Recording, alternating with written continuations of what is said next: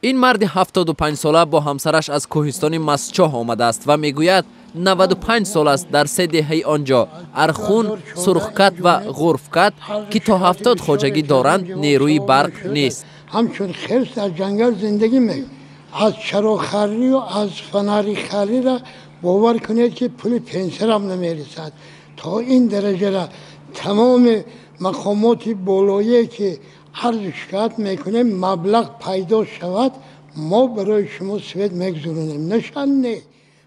احمد بابابکوف میگوید این بار به دوشنبه آمدند تا شکایت مردم را به دستگاه رئیس جمهور برسانند.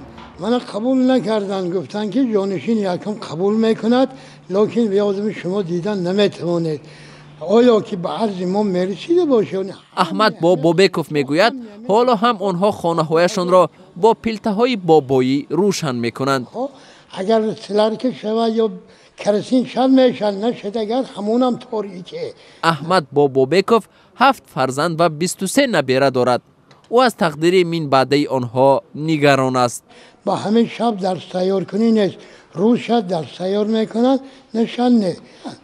و یا آینده چی میشد و یا گاف پا و پادوون همین خیلی میشن. آیا از ما هم یکون تا علمدار عملدار میبرونده باشد؟ در دوام 26 سال استقلالیت که تاجیکستان گلگونشکو شد از مکتب ما یگان کس برآمده به مکتب های عالی داخل شدن نمیتواند چون که سواد نیست.